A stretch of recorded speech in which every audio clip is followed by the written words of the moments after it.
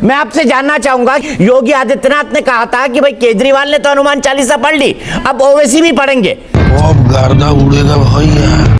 Sir 2014 के चुनाव से पहले भारत सरकार ने वादा किया था कि 2 करोड़ नौकरियां देंगे हर साल, 15 लाख रुपए हर व्यक्ति को देंगे जो भारत के नागरिक हैं, पेट्रोल 35 रुपए में बेचेंगे। बात तो सही है। 5 साल में 10 करोड़ नौकरियां हुई, आप दे दीजिए। आप देश की आधी आबादी को 15-15 लाख रुपए दे दीजिए। आप 30 रुपए में पेट्रोल बेच रहे हो, 35 रुपए में बेच दीजिए। आपने 300 सिलेंडर की बात की थी, आप 350 में दे दीजिए। मैं वादा कर रहा हूं, मैं हनुमान चालीसा पढ़ दूंगा। अच्छा, क्या इमरान को खुद एक शायर को एक पार्टी का गुलाम बनना पड़ा ताकि उनकी आवाज मैग्नीफाई हो? आप आज तक में नौकरी कर रही हैं तो आज तक की गुलाम थोड़े ही हैं। शायरी को पेशा चुना और फिर अब सियासत का हिस्सा बन गए। कोई पेशा आप छोड़ेंगे किसी के लिए? कर क्या रहे जीवन में आप? पत्रकारिता की पढ़ाई की लेकिन छोड़ दिया, पेशा नहीं बनाया उसको। करते तो वो भी अच्छा करते। वो जिसका जिक्र फसाने में था ही नहीं, वो बात इन साहब को बड़ा नागवार गुजरी है। अब बैठे भी हमारे मंच पे है। ये नया भारत है, ये घर में घुस के मारता है। यहाँ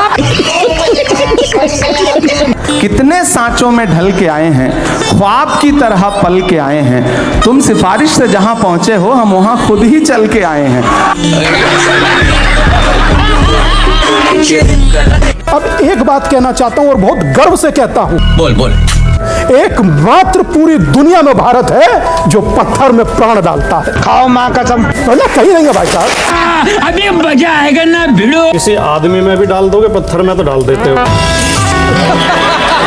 देखिए, कोई सेना का सैनिक शहीद हो जाएगा सीमा पे, तो आप डाल दोगे उसमें प्राण? एक कौन सा तर्क है कि भारत एक अकेला ऐसा देश है? तो बताइए कहाँ होता है? पत्थर में भी प्राण। आप ये कहोगे हमारी आस्था है। बात तो सही है। क्यों कहे भाई, जो सत्य है वो कहते हैं। दुनिया को चैलेंज कर रहे हो। मिनट सुनिए। हर देश में आस्था है, हर देश में पोंगापंथी है, ढोंगी भी है, पाखंडी भी है, आस्थावान भी है, नास्तिक भी। देवी देवता ग्रीस में भी पूजे जाते थे। म्यूजिक। क्या बात है सर। आपको पता है इस वक्त कर्नाटक पर कितना लोन है? दलाल कितना कर्ज है? 5 लाख करोड़ रुपए। बोलने दे। कुल जो कर्ज हो जाएगा वो 6.25 लाख करोड़ के ऊपर हो जाएगा सिर्फ कर्नाटक में। बोल।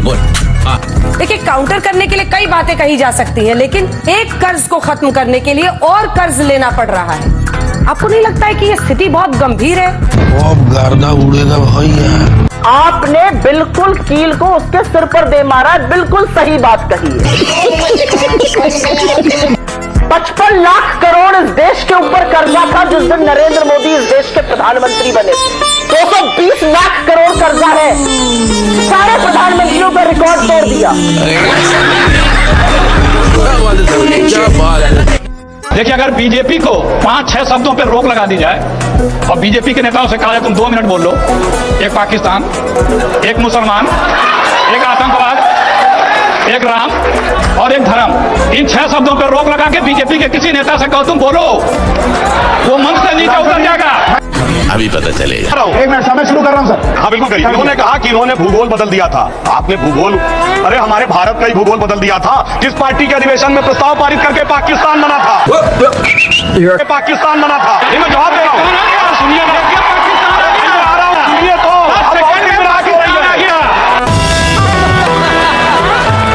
हिंदू पाकिस्तान शब्द किसने प्रयोग किया? हमने या शशि थरूर ने? हिंदू तालिबान शब्द किसने प्रयोग किया? हमने या शशि थरूर ने? हिंदू आतंकवाद किसने कहा? हमने या इनके गृह मंत्री ने कहा? म्यूजिक।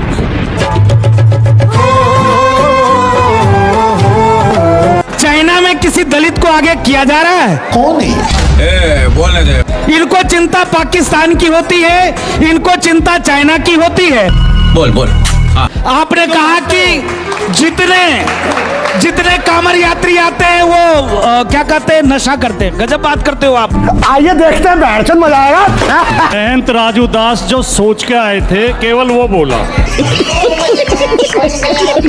हमने क्या बोला इन्होंने सुना ही नहीं। मैंने तो ये बात ही नहीं की थी तख्ती लगाने की और बांटेंगे। और मैंने ये कब कह दिया कि कांवड़िया नशा करते हैं? पता नहीं। महंत राजू दास ये कह रहे हैं कि चाइना के दलितों को अधिकार नहीं मिले। चाइना में जातिवाद है, चाइना में कास्ट सिस्टम है।